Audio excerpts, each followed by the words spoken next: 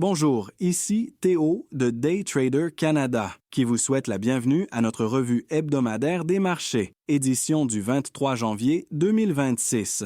Le sujet cette semaine, le Taco Trade secoue Wall Street.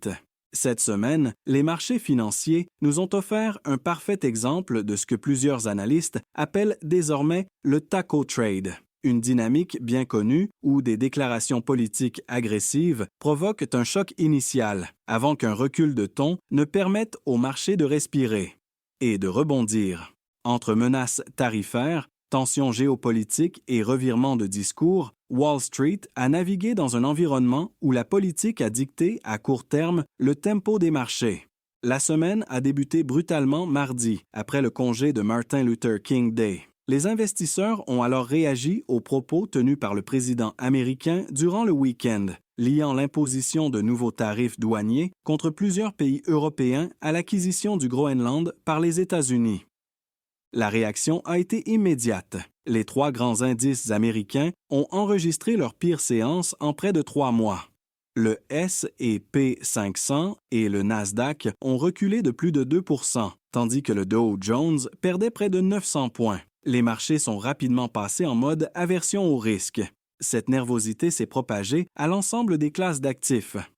L'or, valeur refuge par excellence, a atteint de nouveaux sommets historiques.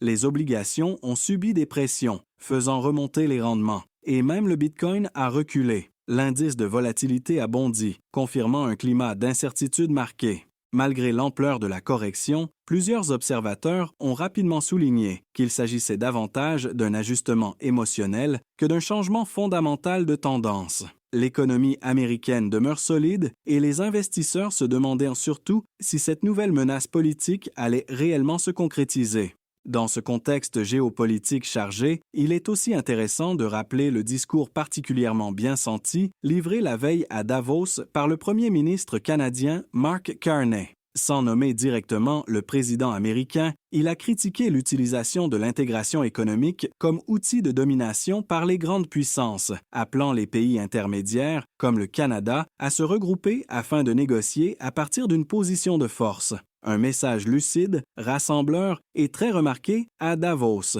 Puis, mercredi, le ton a changé. Lors de son discours à Davos, Donald Trump a exclu l'option militaire pour acquérir le Groenland et évoqué un cadre de discussion avec les partenaires concernés. Cette clarification a suffi à calmer les marchés. Wall Street a alors amorcé un rebond marqué mercredi, qui s'est poursuivi jeudi.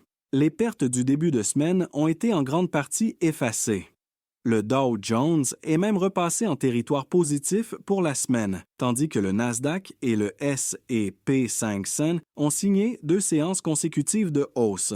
Pour plusieurs analystes, il s'agissait du retour du fameux Taco Trade, pour Trump Always Chickens Out. Un scénario déjà observé par le passé où les marchés corrigent sur des déclarations musclées, puis rebondissent lorsque le discours politique s'adoucit. Les données économiques publiées durant la semaine ont également contribué à apaiser les craintes.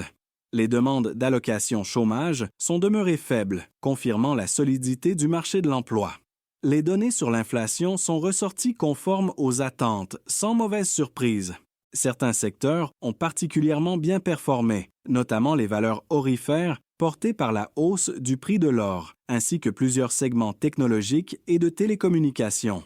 Vendredi, toutefois, les marchés ont montré des signes de prudence. Les contrats à terme pointaient légèrement à la baisse avant l'ouverture, dans un contexte où l'attention s'est déplacée vers les résultats d'entreprise.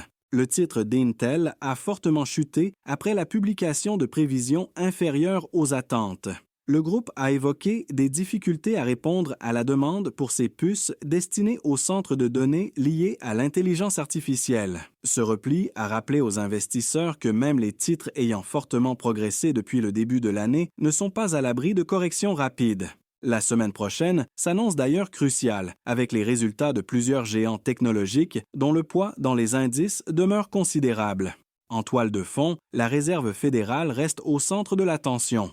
Si un statu quo sur les taux est largement anticipé à court terme, les investisseurs continueront de scruter chaque mot du discours de la Fed, alors que les marchés tablent toujours sur une première baisse de taux vers le milieu de l'année. En résumé, cette semaine aura illustré avec force l'environnement actuel des marchés. une économie résiliente, mais des marchés hypersensibles aux déclarations politiques et aux chocs géopolitiques.